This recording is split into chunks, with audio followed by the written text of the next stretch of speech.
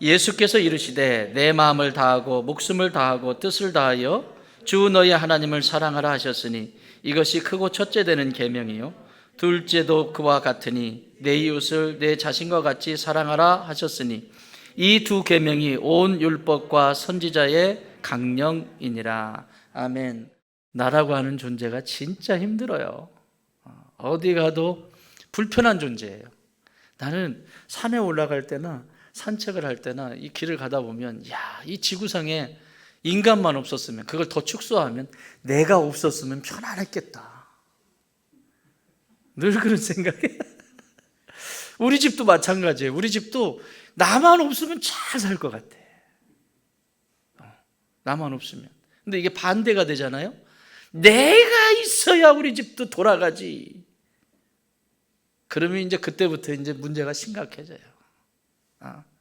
이 지구상에 하나님이 창조하신 모든 것들 가운데 인간이 겸손하지 않으면 그 피조물들과 계속 갈등을 일으켜요. 이 코로나 같은 것이 마찬가지죠.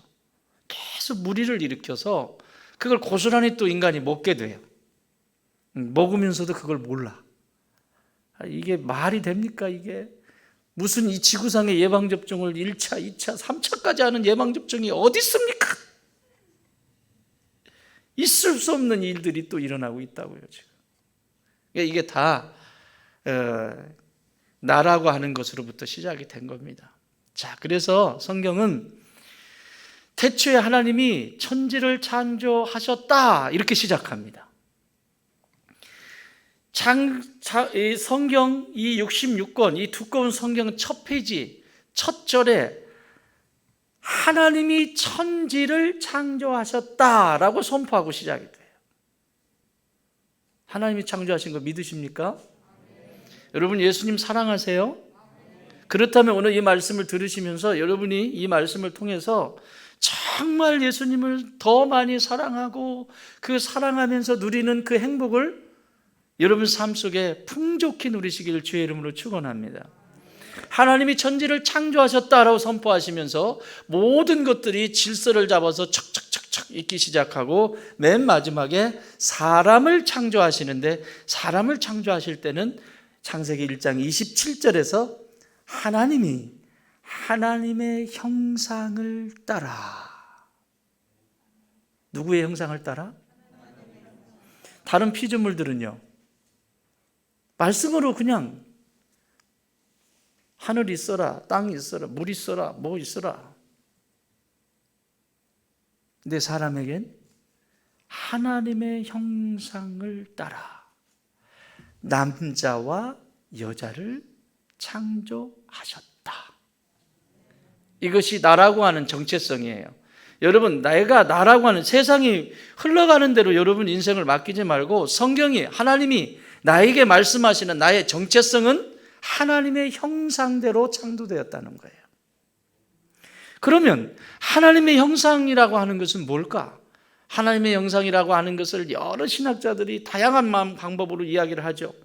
하나님의 이미지네이션, 하나님의 그냥 형태가 어떻게 생겼는지 모르지만 어쨌든 그 하나님의 모습을 이렇게 닮았어. 또 하나님의 성품이야. 뭐 내적으로는 이런 얘기도 하고 외적으로는 우리가 하나님을 보지 못했지만 그래도 하나님의 모습이 있다면 이런 모습일 거야 라고 표현하기도 하고. 그런데요, 그 근거를 어디서 찾아볼 수 있냐면 우리 요한 사도를 통해서 강력하게 말씀하시고 또 창세기부터 말라기까지 구약의 성경을 오늘 예수님께서 요약해 주시잖아요. 딱 한마디로 말씀하시잖아요. 그 말씀하신 것을 근거로 보면, 자, 요한 사도의 말, 하나님은 뭐라? 하나님은 여기 써 있잖아요. 하나님은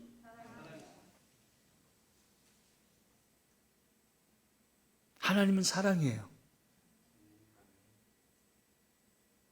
사랑 자체라고. 빛 자체이시듯이 사랑 자체라고.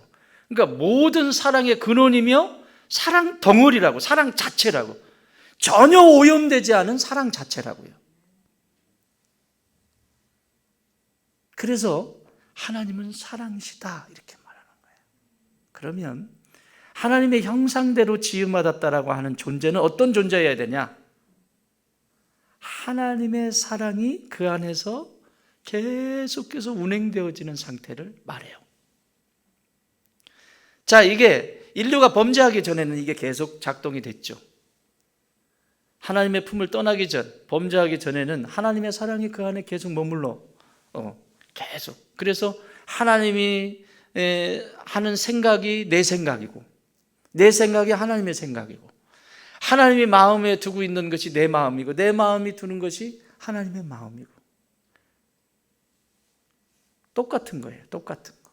범죄하기 전에 인간은 하나님의 마음과 똑같았어요. 또 하나님이 하고 싶으신 것이 아담에게도 똑같이 동일하게 저도 그거 하고 싶었는데요. 그래서 똑같아요. 살려내고 회복하고 가꾸고 다듬어가고 계속해서 성장해가는, 이것이 하나님의 사랑 안에서 거했던 아담의 모습입니다.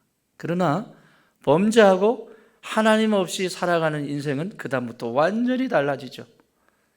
사랑이라고 하는 씨앗은 여기에 있는데 그 사랑이라고 하는 그 방법이 이상하게 번지기 시작합니다. 그걸 이제 현대로 와봅시다. 그냥 쭉 시대를 건너뛰어서 중간에 블라블라 쫙 이쪽으로 왔어요. 현재로 지금 왔어요. 여러분, 상대가 그게 사랑이 아니라고 하는데 나는 사랑이라고 하면 그건 뭐죠? 폭력이에요. 폭력.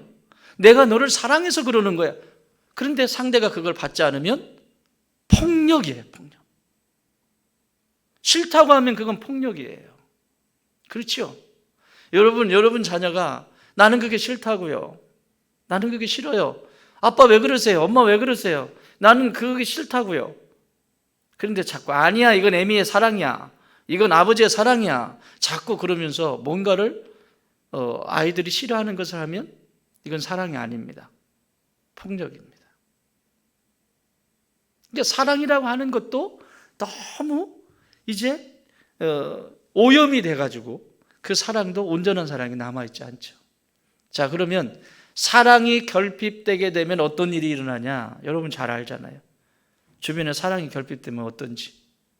사람 얘기하기 전에 우리 기쁨이 얘기를 해봅시다. 여기 우리 기쁨이 있죠. 강아지 똑똑합니다. 제가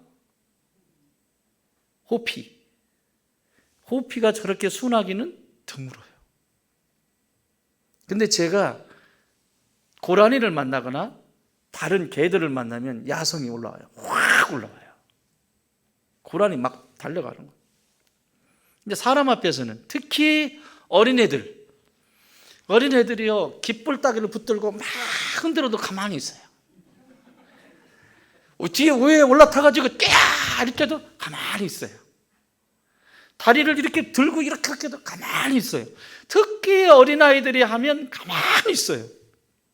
근데 어른들은 간혹 어르릉 되는 분이 계세요. 그분은 회개해야 돼요. 얘가 굉장히 신령해요. 딱 오잖아요. 저기서 딱 오면 벌써 딱 알아봐요. 걔 기도 많이 하는 애예요. 그런데 너나 할 것 없이 어린아이는 누가 오든 어떤 아이가 오든 길을 잡아도 이렇게 해도 그냥 해라. 그러다가 어느 정도 이제 힘들면 지 방으로 들어가요. 이제 그만해 그러고 들어가요. 아주 똑똑합니다. 그런데요, 이놈이 지를 사랑하고 아끼는 사람을 알잖아요. 그러니까 얼마나 난리를 치는지. 개도 그래요. 얘가 이제 저녁이 되면 으슥하잖아요. 밤이 되면 여기에는 산이잖아요. 그러니까 여기 딱 풀어놓으면 얘가 산으로 확 가요. 저녁에 한 번씩 탁 열어주는데 얘가 그때를 기다려요. 그리고 해가 떨어지지 않고 어둡지 않은데 자꾸 내가 가면 끙끙대요. 안 돼, 지금은. 이따가 깜깜할 때, 그때까지 있어요. 그때 이게 오잖아요. 그러면 빨리 풀어. 그때 이렇게 놓아주면 산으로 막 다니고, 그리고 1시간 정도 막 달리고 움직이고 다시 와요. 그 다음에 뭐 달라는 거야? 물 주세요. 물이 얼잖아요. 저녁에 이렇게. 그러니까 또 물 갖다 받쳐야 돼. 또 개의 식대로 사랑을 해줘야 돼요. 개가 지금 물 달래잖아요. 물 줘야지. 안 돼. 내일 아침에 먹어. 나는 준 건 준 거잖아요. 그런데 개의 입장에서는 지금 산을 둘러 다녔으니까 얼마나 갈증이 나겠습니까? 갈증이 날 때 채워주는 거예요. 그게 사랑입니다. 자, 이 세상은 사랑의 결핍에서 사는 세상입니다. 그래서 어떤 사람은 돈을 많이 가져보면 이 외로움을 달랠 수 있겠지. 또 어떤 사람은 남들이 하지 않는 공부를 많이 해서 박사를 몇 개씩 하고 수천 개를 하고 하면 끝이 나겠지. 또 어떤 사람은 내게 가지고 있는 취미 생활 중에도 남들이 안 하는 취미 생활, 이런 거 하면 내 마음이 뭔가 채워지겠지. 끊임없이 이 사랑에 대한 갈급함이에요. 그 대표적인 사람이 누구죠? 요한복음 4장에 사마리아에서 물가에서 물을 얻으려고 물동이를 가지고 왔던 여인. 남편이 몇 명? 단순히 그게 성적인 얘기만 하는 것이 아니라 남편이 몇 명이냐 이런 차원이 아니라 수없이 많은 것을 자신이 생명을 걸면서 사랑했는데 아니었다라는 거예요. 그게 지금 5명씩이나 되고 지금도 너는 만족함이 없다. 그런데 예수님 만나잖아요. 진짜 그날 예수님 만나잖아요. 막연하게 알았던 메시아를 만나잖아요. 이전에 들었던, 자신의 부모로부터 들었던 그 메시아에 대한 이야기를 들었는데 그 메시아를 그 뜨거운 그 우물가에서 만나잖아요. 그리고 물동이를 집어 던져버려요. 여러분, 이 여인에게 있어서 물동이만큼 중요한 게 어디 있어요? 남들 물 안 뜰 때 아침 저녁으로 사람들은 물 뜨러 오는데 자기는 대낮에 12시에 아무도 없는, 인적이 아무도 없는 그때 물을 떠가야 될 거 아니에요. 나 같으면 물 떠가지고 내려갔을 것 같아. 그런데 이 메시아를 만나고 물동이를 집어 던지고 마을로 내려가는 거예요. 그 부끄러웠던 그 마을 사람들이 더 이상 부끄럽지 않아요. 왜? 그들이 주는 그 사랑은 완전하지 않아요. 그런데 이 메시아가 준 이 사랑, 이게 뭔지 모르겠는데 이 사랑이 이 안에 처음이도록 들어오니까 부끄럽지도 않고 창피하지도 않고 이것을 자랑하기 시작해요. 할렐루야. 왜 인생이 계속해서 막힌 인생처럼 살고 답답한 인생을 살고 경계하고 계속 움츠려들까요? 간단해요. 예수님을 만나야 돼요. 사랑의 본체이신 예수님을 만날 때 인생은 담대해져요. 사랑의 본체이신 예수님으로 채워질 때 내 인생은 풍요로워져요. 오늘 그래서 예수님은 이 시비 걸러 온 사람들한테 이 얘기를 하시는 거예요. 시비 걸러 왔어요. 율법을 막 깨고 있잖아요. 모세의 율법부터 시작해서 어떻게 살아왔는지를 깨고 있는 이 사람들한테 뭐라고 얘기하냐면, 오늘 여기 이렇게 얘기해요. 내 마음을 다하고 목숨을 다하고 뜻을 다하여 주 너의 하나님을 사랑하라. 그걸 아는 것이 중요한 것이 아니라 그것을 네 안에서 체험하는 것이 중요하다는 거예요. 그 메시아를 네가 체험하는 것이 중요한 거예요.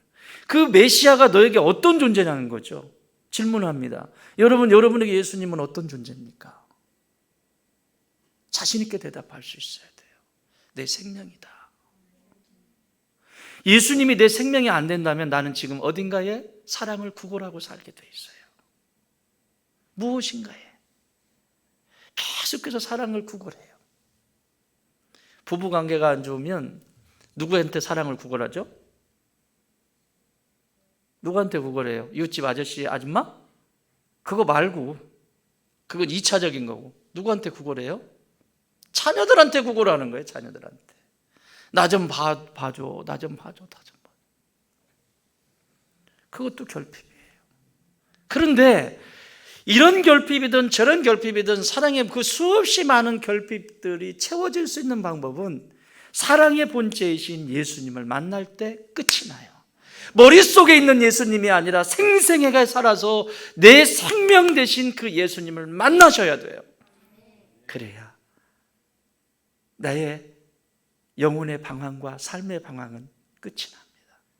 그게 있어도 없어도 행복하다는 것을 경험하기 시작하죠. 그거 없으면 죽을 것 같고, 저거 없으면 죽을 것 같고, 돈 없으면 죽을 것 같고, 이거 없으면 죽을 것 같고, 저거 없으면 죽을 것 같고, 아직 여전히 나는 생명이 아닌 것을 붙들고 있다는 거죠. 그래서 예수님은 사랑을 배워라. 그런데 그 사랑을 어떻게 해야 되냐? 따라합시다. 마음을 다하고, 목숨을 다하고, 뜻을 다하라. 이 세 가지를 얘기를 하세요. 사랑하는 방법이 어떻게 해야 되냐? 마음을 다해라. 마음을 다해라. 첫 번째, 지난 시간에 마음 다해라 보셨죠? 가르디아라고 하는 이 마음은 열정의 근원이 되는 거예요. 열정의 근원. 그래서 이걸 어떻게 설명을 할까 고민을 했는데 자동차로 한번 봅시다. 자동차든지 배든지 자동차로 본다고 하면 마음이라고 하는 것은 자동차의 엔진과 같은 거예요. 에너지를 발생시킬 수 있는, 거기서 뭔가가 작동이 되어지는 시작점을 얘기하는 거예요. 이해가 되세요? 자매님들 이해가 되나? 이해되지? 엔진 중요해. 자동차 엔진 없으면 큰일 나. 거기. 또 목숨이라는 건 뭘까? 목숨이라는 것은 푸뉴마의 개념이 아니에요. 목숨을 성경의 번역이 영혼으로도 번역하고 뭐 마음으로도 번역하고 다양한 영역으로 막 번역을 해놔서 이 푸시케라고 하는 이 원어의 의미는 이런 거예요. 영을 빼놓은 영, 하나님을 만나는 영의 세계만 빼놓은 내 육체부터 시작해서 전 존재를 다 얘기하는 거예요. 그래서 자동차로 말하면 마음을 포함한 전 존재를 다 얘기하는 것이 목숨이에요. 이해되셨습니까? 그러니까 자동차로 말하면 전대, 껍데기부터 시작해서 안에 뭐 배관, 뭐 전기선, 시선 저기 계시구나. 아유, 번데기 앞에서 주름 잡으려고 그랬다. 그지? 저분이 자동차 몰라? 자동차에 그 안에 막 수없이 다양한 것들이 있는데 그 전체를 포함한 것이 목숨이라는 거예요. 자, 이해가 되셨어요? 이 정도 하면? 그럼 뜻은 뭐냐? 우리가 핸들이라고 하는데 사실은 핸들은 아니에요. 이 핸들이라고 하는 말은 콩글리시야. 스티어링이야. 스티어링은 스티어라고 하는 것이 조작한다라고 하는 뜻이잖아요. 이렇게 스티어링 하면 조작하는 것. 그러니까 핸들은 스티어링이라고 하는 거예요. 그러니까 그냥 핸들이라고 할게요. 여러분 익숙하니까. 이 일본 사람들이 다 망가뜨려 놨어요, 영어도. 자, 어쨌든 핸들. 뜻은 핸들과 같은 거예요.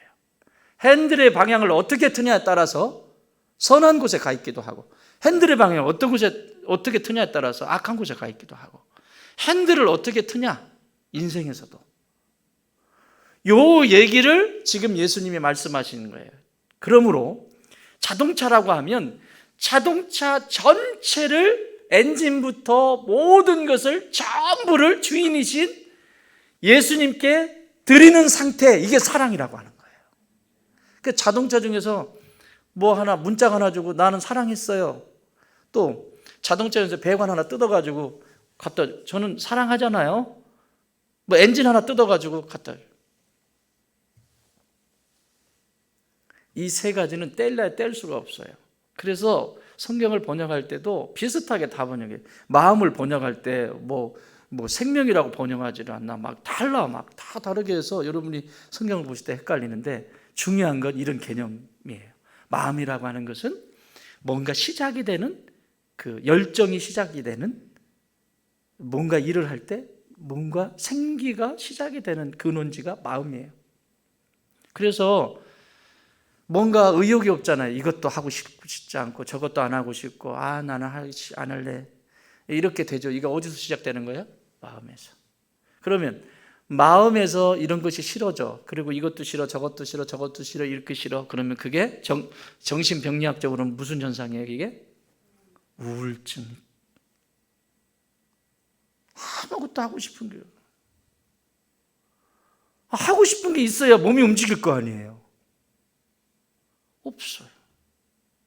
그래서 빨리 고쳐야 돼. 해체를 시켜가지고. 자, 이 마음이라고 하는 자리를, 그래서 지난 시간에 본 것처럼 마음을 잘 지켜야 돼요. 따라합시다. 마음 안에 좋은 것들을 넣어라. 여러분, 마음에는 생기를 넣으셔야 돼요. 그래서 성령 충만하라고 하는 그 말씀이 귀가 딱지가 들어도 계속해서 듣고 들어도 내가 그것을 받아들이지 않으면 어떤 일도 일어나지 않습니다. 마음이라고 하는 것은 성령의 감동을 통해서 타기 시작해요. 엔진에 이 불이 붙기 시작하는 거예요. 감동이라는 거예요. 감동. 할렐루야. 여러분, 성령께서 감동 주시면 어떻게 해야 돼요? 할까 말까? 이건 지금 목숨이 지금 10개인 거지. 성령께서 감동 주면 목숨 던져야 돼요. 아멘 안 하네? 성령께서 감동을 주면 목숨 던져야 돼요. 안 죽여. 그렇게 안 죽여. 아니, 이렇게 책상에다가 여기 지금 아이를 여기다 올려놨어요. 여기다 아이를 올려놨어요. 판판하게 올려놓고 여기서 아빠가 뛰어. 그럴 때 아빠가 진짜 뛰라고 이렇게 옆으로 가려고 뛰라는 거예요? 아빠가 뛰어 할 때는 무슨 얘기죠? 내가 받을 준비가 돼 있어. 그러니까 뛰어. 걱정하지 말고 뛰어봐. 그런데 애가 아빠를 신뢰하지 않아. 여러분, 하나님을 신뢰하지 않으면 뛸 수 없습니다. 나의 하나님이 어떤 분인지 알기 때문에 모험을 할 줄 알고 뛸 줄 알아요. 하나님을 믿지 못하기 때문에 뭣도 안 돼? 순종도 안 돼. 이 목숨이 들여지질 않아요. 하나님을 신뢰할 때만 가능한 것이 순종하게 돼 있어요. 하나님을 신뢰할 때, 전적으로 신뢰할 때 따르는 거예요. 여기 제가 담임 목사잖아요. 좋은 땅교회 담임 목사인데 우리 항정직들이 계신데 일꾼들이 계신데 제 말에 저를 신뢰하지 않으면 말 들을까요, 안 들을까요? 말 더럽게 안 듣겠죠. 그죠? 근데 신뢰하면 말 잘 듣잖아요. 그죠? 대답 안 하시네. 따로 위로 한번 모여. 신뢰관계예요. 신뢰하면 순종하게 되어 있습니다. 그러니까 내가 왜 몸이 안 움직이고 내가 왜 순종하지 못하나? 간단해요. 진짜는 하나님을 신뢰하고 있지 않은 거예요. 그러니까 하나님이 막연한 하나님인 거예요. 생명이 아니에요. 사랑이, 그 본체인 사랑이 내 안에서 움직여야 되는데 내가 너무 강해. 안 뛰어. 안 뛰어. 뒤에서 친구가 또 거들지. 야, 기도해. 야. 말씀에 잘해가고 은혜 자리 가. 그래서 친구들이 옆에서 막 자꾸 거들 뛰어봐. 평생 거기 있습니다. 어떤 변화도 일어나지 않습니다. 그래서 여러분 지금 앉는 자리도요, 여기 앉아봤으면 저기도 앉아보고, 저기 앉았으면 저기도 앉아보고, 여기도 앉았으면 여기도 앉아보고, 자꾸 바꿔서 앉아보세요. 한 번 앉으면 그 자리가 내 자리인 줄 알아요. 그게 무슨 영원한 자리인데. 이번 주는 여기를 한번 앉아봐야 돼. 이번 주는 저기를 앉아봐야 되겠다. 다 다르게 한 번씩 앉아보라. 그러면 거기 앉아있는 사람의 느낌도 알고 다 경험을 해보는 거잖아요. 성전을 신뢰한다면 아무데나 앉아보세요. 거기 송곳 나오지 않습니다. 앉아보세요. 그렇게 되는 거예요. 자, 이거를 예수님이 마음을 잘 보존하라 그렇게 말씀하셨고, 성경에서 이 마음 관리하는 것이 이렇게 중요하다. 결국은 마음 엔진 관리를 잘못하기 때문에 드리지 말아야 될 때 목숨을 바쳐요. 엉뚱한 데 목숨을 바치고, 그래서 삶이 엉뚱한 방향으로 가게 돼 있죠. 그래서 매 순간순간 점검해야 될 것이 내 마음입니다. 내 마음에는 무슨 마음을 두고 있지? 생기 있는 마음을 두고 있나? 좋은 거, 음식도 좋은 거 드셔야 몸이 건강하죠? 안 좋은 거 자꾸 먹지 말고, 인스턴트를 자꾸 먹으면 몸이 좋을 수가 없죠. 귀찮아도 해서 먹고, 내가 좋아하는 거 찾아서 해서 먹고, 그래야 몸이 건강하죠. 똑같습니다. 마음에도 하루 똑같이 24시간 사는 것은 다 똑같습니다. 근데 어떤 사람은 그 마음에 좋은 걸 드려요. 길을 가다가 아이가 까르까르 웃어요. 엄마 얼굴 쳐다보면서 까르까르 웃고 막 그래요. 그게 너무 보기 좋아. 마음이 뒤틀린 사람은 아이고, 조금만 더 커봐라. 마음이 삐딱한 거죠. 그런데 마음에 좋은 것을 드리는 사람은 그 모습을 보면서 나도 이 다음에 시집 가면 저렇게 아이 키워야지. 또 그 모습 보면서 행복해 보인다. 너무 행복해. 아이가 너무너무 행복해 보니 그것을 내 것으로 딱 잡아. 하나님 주신 선물인데. 또 연세가 지긋이 드신 뒤에서 보니까 하얀 머리가 탁, 할머니도 그렇고 할아버지도 그렇고 흰머리가 탁 나왔는데 두 분이서 다 손을 붙잡고 가면서 뭐라고 얘기해요. 뭐라고 얘기하면서 다정하게 이야기하는데 그 모습을 이렇게 뒤에서 보면서 어떤 사람은 아이고 주책이다. 근데 어떤 사람은 그 모습을 보면서 참 곱게 연세 드셨다. 하나도 나중에 내 남편 내 아내하고 저렇게 나이 들어야지. 식당에서 식사를 하는데 다 아내가 흘리니까 입을 이렇게 닦아주면서 이렇게 닦아주면서 손도 이렇게 닦아주면서 먹이는 모습을 봤어요. 보기 좋죠? 그럼 닮아야 될 거 아니야. 그거 가지고 또 식당 괜히 왔네. 도대체 그 마음은 뭐가 들어있는 거예요 도대체. 이거는요 하나님이 이 지구상에 아니 저 하늘에 있는 거 아무리 좋은 것을 다 갖다 줘도 아주 신통한 재주가 있습니다. 못되게 바꾸는 재주가 있습니다. 고장이 난 거예요 이게. 마음이 고장이 난 거예요. 여러분 마음이 고장이 나면 어떤 현상이 일어나냐면 제가 자주 말씀드리는데 잊을만 하니까 또 말씀을 드려요. 마음이 고장이 나면 심리적으로 마음이 고장이 나면 자기 주장만 해요. 남 얘기 듣는다 안 듣는다? 안 듣는다. 그 사람 자리에 그 사람이 되어본다 안 되어본다? 안 되어본다. 그 사람이 되어보질 않고 자기 주장만 하는 거예요. 내 얘기만 하는 거예요. 야, 막 비교하고 이 사람하고 비교하고 윗집 아저씨 윗집 아줌마 비교하고 그럼 거기서 살든지 막 비교하면서 자기 얘기만 하는 거예요. 자기만 주장하는 거예요. 자기. 그 사람의 입장에서 서보지를 않습니다. 이건 이미 마음이 병든 거예요. 이미 이 상태는 어떤 것을 여기다 갖다 줘도 다 병들게 만듭니다. 우리가 상한 음식 있잖아요. 음식이 있으면 우리 권사님이 옛날에 호박죽을 잘 쏟아 주셨거든요. 요즘 안 쏟아 주시네. 아니 그 권사님 쏘으라는 얘기 아니야. 또 저녁에 또 그거 쓰고 있지 말고 또 그러지 말고 권사님이 호박죽을 써주세요. 그러면 그걸 제가 냉장고다가 이렇게 넣고 이렇게 덜어서 이렇게 수저 입 닿지 않은 거 덜어가지고 이렇게 해서 덮어놓고 먹고 그랬는데 어느 날 내가 다 먹을 것 같아서 그냥 푹 찍어가지고 푹 찍어서 먹었어요. 근데 못 먹어. 남았네. 뚜껑 덮어서 넣어놨어. 어떤 일이 날까요? 바로 상합니다. 그런데요 입되지 않은 거 개봉하지 않은 것은 일주일 놔도 안 상하더라고. 안 상해. 그대로 있어. 냉장고에 넣어놓으니까. 여러분 마음에 이런 거 하나가 들어오면요 다 상하게 만들어요. 아무리 좋은 것도 다 상하게 만듭니다. 아멘. 그러므로 누구를 말하기 전에 내 마음에 지금 이 부정한 것이 들어왔다는 것에 대해서 회개해야 돼요. 통회하고. 이 성도가 가장 아름다운 순간이 언제인 줄 아세요? 두 순간인데 첫 번째 순간은 회개하는 순간이에요. 성도가 아니라면 제껴놔. 성도라면 가장 아름다운 순간, 그래요 내가 잘못했어요 라고 하는 회개의 시간. 그 다음에 두 번째는 우리가 지금 공부하고 있는 사랑하는 시간, 서로 사랑하는 시간.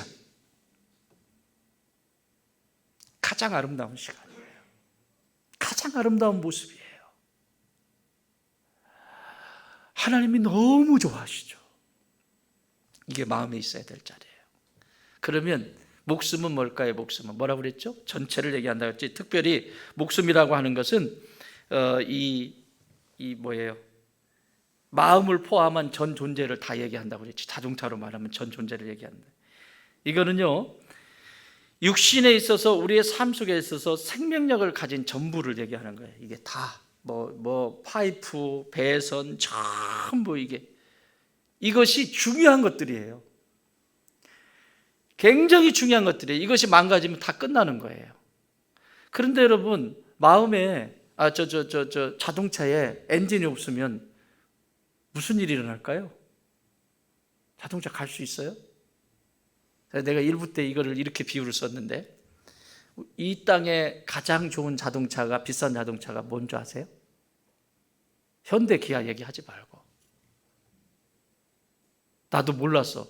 교도소 강의 갔다가 알았어. 교도소에 들어가니까 거기 별 사람들 다 있잖아요. 다 있는데 이분들이, 아이고, 박사님 그것도 몰라요? 나는 모르겠다. 나는 내 차가 SM5다. 근데 롤스로이드, R자 써있는 롤스로이드. 여러분, 롤스로이드가 시작이 8억부터 시작된다면서요? 근접을 안 해봐서 뭐 놀라지도 않는구나. 상상이 안 가서. 자동차 하나가 8억부터 시작이 된대요. 그리고 16억까지 간대요. 그분들 말이에요. 그런데요, 그 비싼 자동차를 여기 진열을 해놨어요. 해놨는데 안에 엔진이 없어. 어떤 일이 일어날까요? 자동차라고 말할 수 있어요? 다 있어야 되죠. 여러분, 이거 신앙으로 바꾸면 교회가 아무리 화려하고 모든 최신 장비를 갖다가 다 떡을 칠해가지고 해놨어도, 이 교회가 밖에서 봐도, 어디를 봐도 너무너무 막 웅장하고, 그렇다 할지라도 그 안에 성령님이 계시지 아니하시면 아무것도.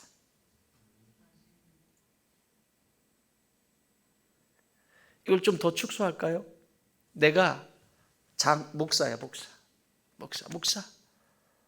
목사, 여러분이 인정하든 안 하든 전 목사예요. 대한예수교 장로회 총회 가면 제 이름 석자가 목사 딱 올라가 있어요. 제적하기 전까지는 저는 거기 올라가 있어요. 목사예요. 어떤 사람이 볼 때는, 우리 목사님 신령, 죄송해요, 설교하는데 신령 완빵 막 이러면서 막 추대하듯이 그냥 거의 하나님 수준으로 막 이렇게 하고 막 이렇게 했어요. 그런데 이 안에 성령님이 계시지 않는다면 죽은 목숨이에요. 아무것도 아니에요. 목사가 나를 유지하는 게 아니에요. 내 안에 계신 성령께서 저를 이끌어 가세요. 여러분의 가정도 마찬가지입니다. 아무리 좋은 것으로, 우리 집은 신앙이 이렇게 좋습니다, 막 말씀으로 도배해놓고 막 별짓을 다 해놓고 다 해놨다 할지라도 그 안에 성령님이 계시지 아니하시면 그 집은 예수 믿는 집이 아니에요. 그 집은 예수님이 계신 집이 아니에요. 그래서 힘들어요. 껍데기는 있는데 안이 없어요. 이것도 문제야. 자, 그런데 껍데기와 그 안에 있는 것들이 다 있는 게 이게 목숨인데, 이 목숨을 말이에요, 성령의 감동을 따라서 이 목숨을 드려야 되는데 성령의 감동이 없으니까 엉뚱한 데 드리는 거죠. 그걸 예수님이 이렇게 말씀하세요. 마태복음 6장 25절, 그러므로 내가 너희에게 이르노니 목숨을 위하여 무엇을 먹을까, 무엇을 마실까, 몸을 위하여 무엇을 입을까 염려하지 마라. 제발. 목숨이 음식보다 중하지 아니하며 몸이 의복보다 중하지 아니하냐. 왜 내 안에 지금 성령께서 계속 말씀하시는, 지금 이 말씀은 내 안에 성령이 계신 믿음의 사람들을 대상으로 지금 제가 설교하는 거예요. 예수님을 모르는 사람에게는 이게 아무런 상관이 없습니다. 그러나 예수 그리스도를 구세주로 영접한 우리에게는 절대적으로 필요한 거예요. 왜 내 목숨을 먹을 것, 마실 것, 입을 것, 이 세상에 연연하면서 살아가냐? 필요 없다는 것이 아닙니다.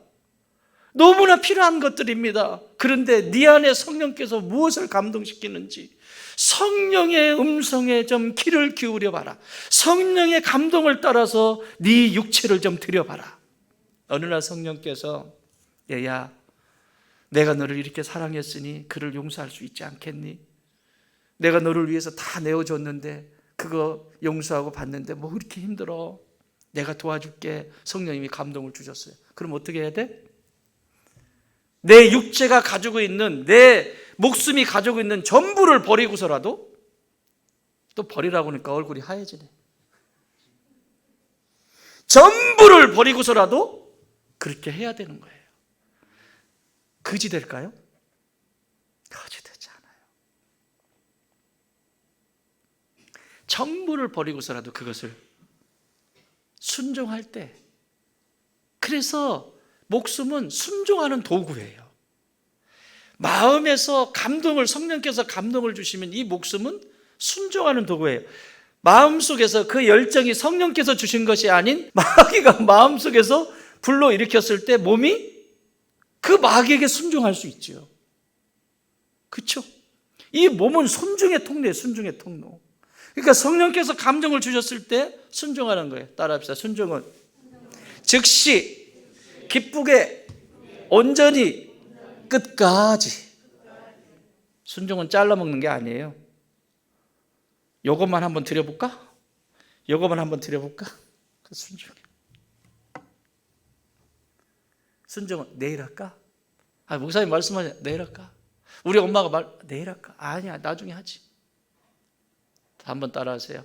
다시 한번. 순종은 즉시, 기쁘게, 온전히, 끝까지. 그때 내 목숨을 통해서 막 기적이, 역사가 일어나기 시작하는 거예요. 여러분, 성령의 감동을 따라서 이런 때 있잖아요. 마음속에 성령께서 생각나게 하는 사람들 있잖아요. 새벽에 기도하다가도 성령님이 문득 생각나게 해요. 그럼 뭐 해야죠? 기도해야죠. 그분을 위해서. 또 성령께서 그분을 좀 한번 만나봤으면 좋겠다, 이런 마음을 주셨는데 난 바빠요, 나 싫어요, 나중에요. 그러면 반드시 후회합니다. 믿음의 사람에게 있어서. 그런데 그런 것이 있을 때 바로바로 순종하면 성령의 열매들을 거두어드리죠. 체험해 보셨잖아요. 그래서 즉시 해야 되는 거예요. 기쁘게 해야 되는 거예요. 그리고 온전하게 해야 되는 거예요. 그리고 끝까지 해야 되는 거예요. 그래서 이 축복을 누리게 되는 거예요. 자, 예수님이 네 목숨을 왜 엉뚱한 데 주니? 타락한 목숨이다. 지금 현재 성령의 지배를 받지 않는다는 것은 타락한 목숨의 지배를 받는 것이다. 그래서 마태복음 10장 39절에서 자기 목숨을 얻는 자는 잃을 것이에요. 이게 타락한 목숨을 얘기하는 거예요.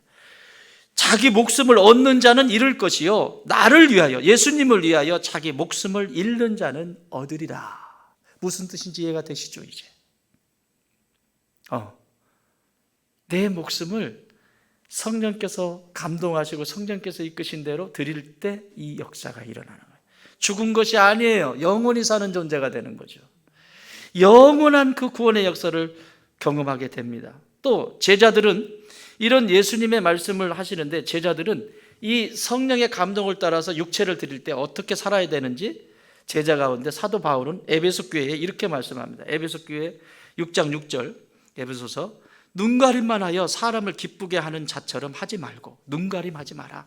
너희들 인생 속에서, 삶 속에서 모든 삶 하나하나를 눈가림하지 말고, 대충대충 하지 말고 그리스도의 종들처럼 마음으로 하나님의 뜻으로 행하라. 마음을 다해서 성별해. 이런 거예요. 직장에서 내가 어느 직장에 들어갔어요. 그러면 그 직장을 통해서 내가 녹을 먹잖아요. 녹을 먹으면 내가 이 직장에 들어가서 일을 함으로 내 가족들을 부양하고 주변에 선한 일도 하고 하잖아요. 얼마나 귀한 곳이에요. 마치 예수님을 섬기는 것처럼 내가 이 회사를 그만둘 때까지 마치 예수님을 섬기는 것처럼 그 회사를 섬겨보세요. 이 얘기예요. 눈가림만. 사장이 있으면 열심히 일하는 것처럼 하다가 사장이 없으면 대충대충 하루 때우고, 이건 그리스도인의 자세가 아니에요. 이거는 하나님을 사랑하는 모습이 아니에요. 하나님을 사랑한다는 것을 지금 이웃사랑과 같이 연결되어 있거든요. 하나님 사랑, 이웃사랑은 따로 있는 게 아니에요. 하나님을 이렇게 사랑하면 이웃사랑은 그냥 내게 돼 있어요. 네 몸과 같이 사랑하라고 그러잖아요. 그 몸이 뭐예요? 지금 이 마음과 목숨과 뜻이 같이 연결되어 있는, 같이 합쳐져 있는 상태를 이야기하는 거예요. 그 상태로 이웃을 사랑할 수 있게 되는 거예요. 그러니까 나는 하나님 사랑한다. 그런데 이웃은 싫다. 이건 지금 병이 든 거예요. 어딘가에 문제가 있는 거예요. 진짜 하나님을 사랑하면 이웃을 사랑하고 섬기게 돼 있어요. 따로따로 돼 있는 게 아니에요. 가짜예요. 자, 이렇게 내 일처럼 섬기는 사람, 이걸 만약에 회사 사장님이 봤어. 알게 됐어. 남들 다 가도 그렇게 하는 사람을 봤어. 옛날에 그 삼성가에 그 유명한 일화가 있는데, 이분이 그냥 계약직이죠. 오늘날로 말하면 계약직. 다 계약직인데 이 일을 갖게 된 것 때문에 너무 고마운 거예요.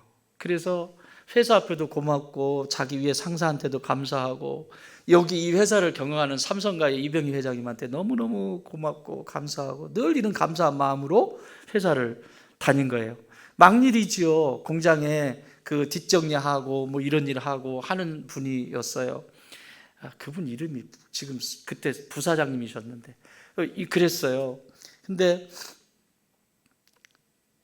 누군지 알아요? 혹시?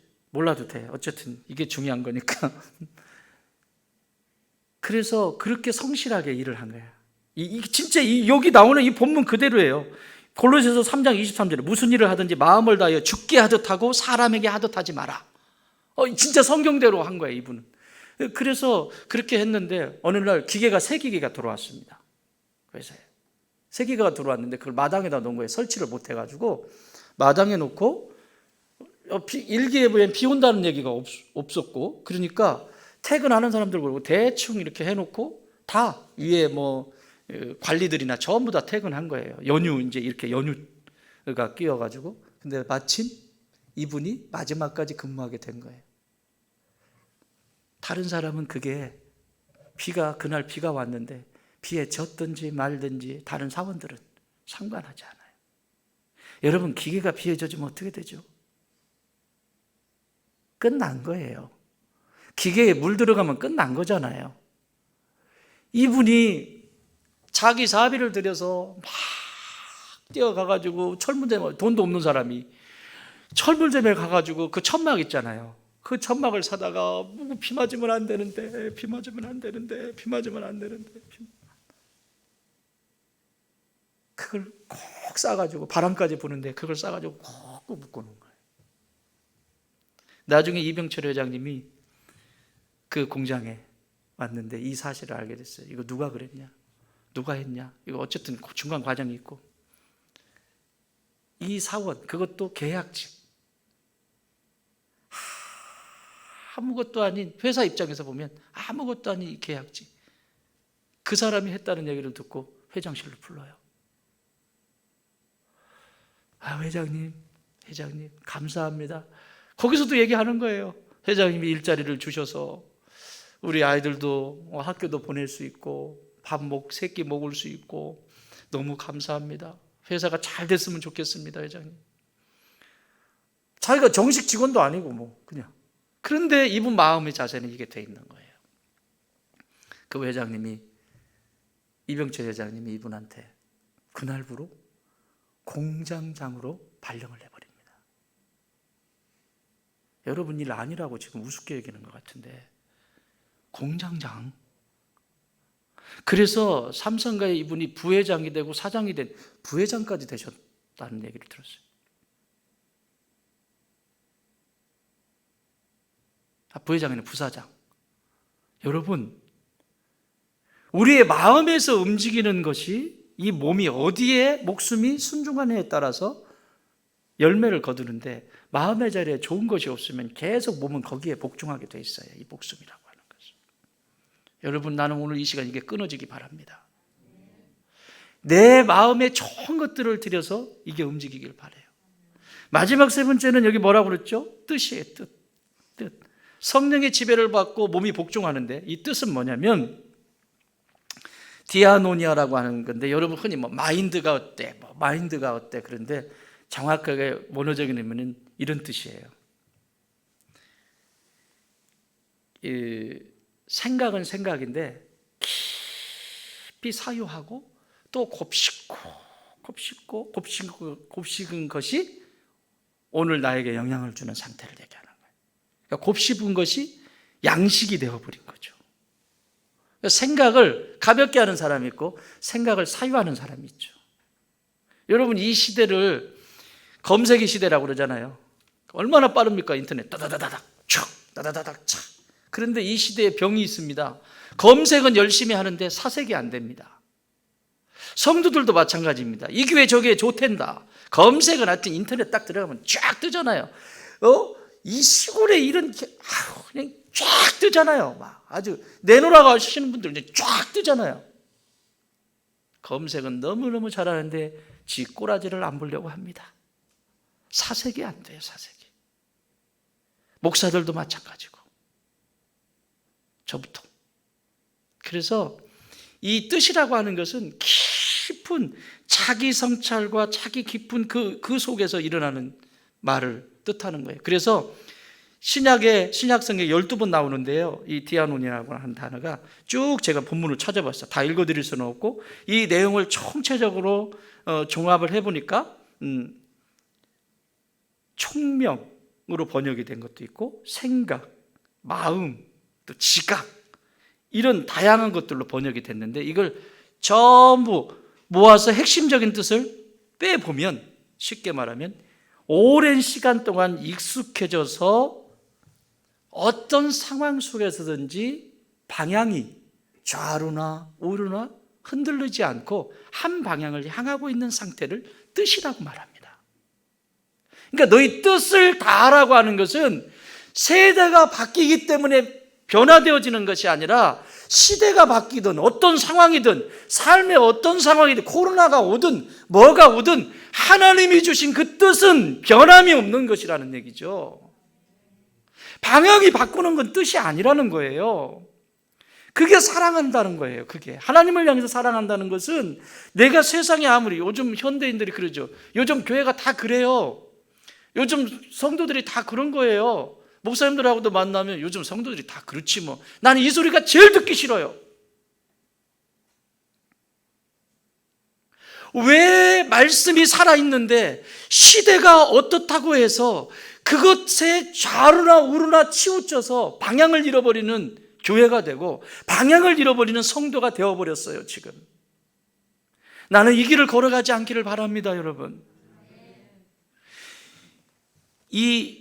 우리 아이들에게도 마찬가지고요. 우리 아이들에게도 엄마 아빠가 어떤 것을 이 아이에게 생각할 수 있게 하고 고민할 수 있게 하고, 여러분 할 수 있다고 애들한테 다 해준다고 되는 게 아닙니다. 돈 있다고 다 해주는 게 아니에요. 할 수 있는 것을 시켜서 지가 고민해보게 하고 또 이렇게 해서 자기가 해보면서 힘든 것도 경험하게 하고 이런 유산을 남겨줘야 돼요. 그러면 얘가 그것을 통해서 막 고민하고 어떤 건 안 돼서 이렇게 와서 물어보기도 하고 이러면서 얘가 이 뜻이라고 하는 것이 형성이 되는 거예요. 그런데 다 해줘요. 다 해줘. 요즘 대학생들이 우리 또 대학생들이 있는데 여기도 대학생들이 있는데 대학생들이 아무 생각이 없대잖아요.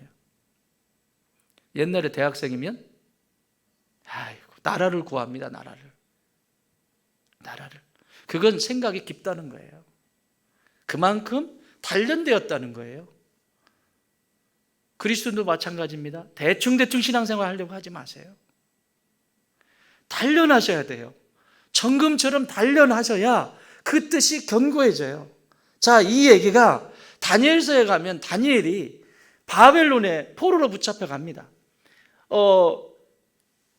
자기는 왕족 출신이에요. 예루살렘에 있으면 잘 먹고 잘 살 수 있어요. 그런데 나라를 잃어버렸으니 포로로 끌려갑니다. 똑똑한 사람이죠. 끌려갔어요. 끌려갔는데 왕 앞에 서기 전에, 바벨론의 왕 앞에 서기 전에 이 소년들을 열심히 잘 먹여요. 그런데 그 먹이는 음식들이 제사 드리고 온 건데 제사 드리는 음식들이 대부분 돼지 잘 잡아먹으니까 바벨론 사람들.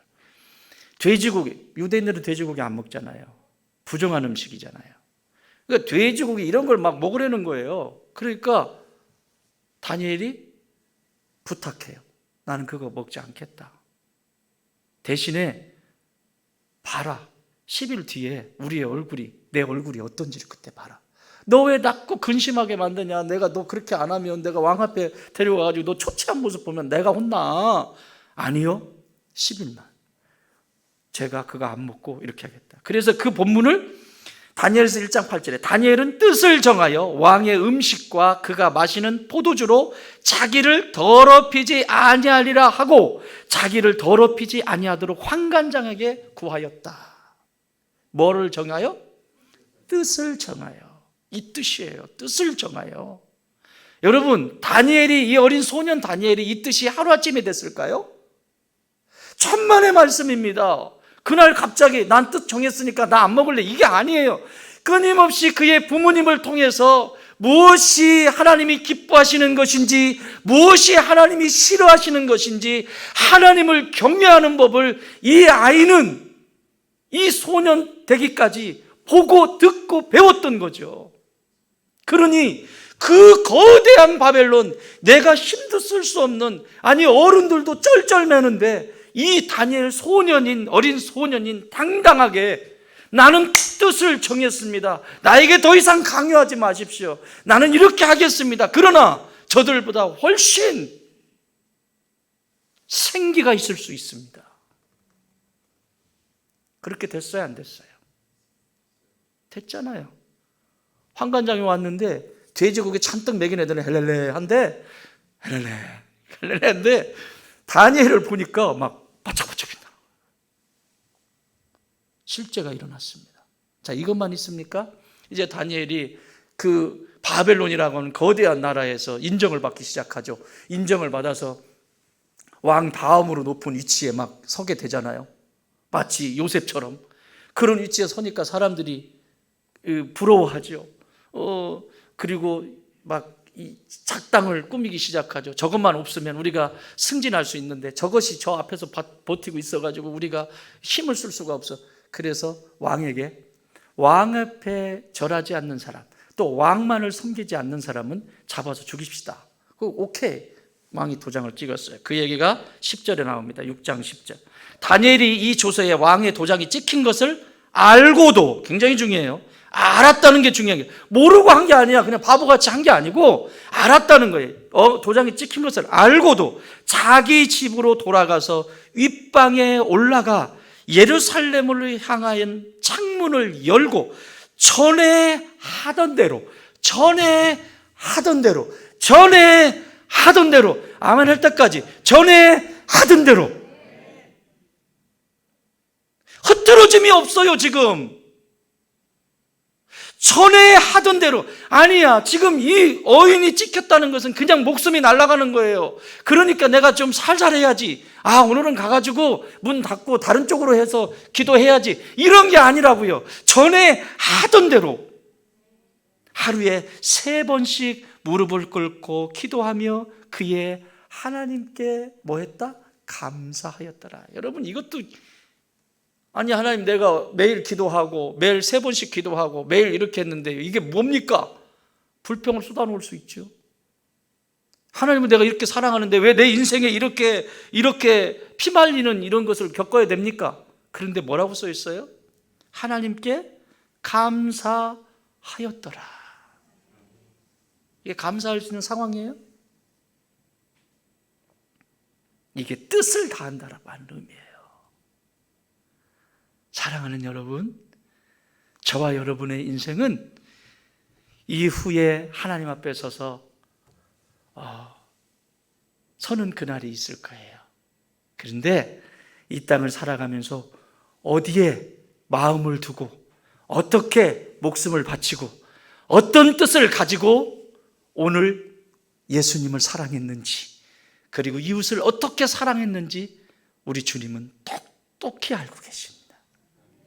마음을 다하고 목숨을 다하고 뜻을 다하여 하나님을 뜨겁게 사랑하는 그 첫 계명을 이루어가는 믿음의 백성들이 되어주시길 주의 이름으로 축원합니다.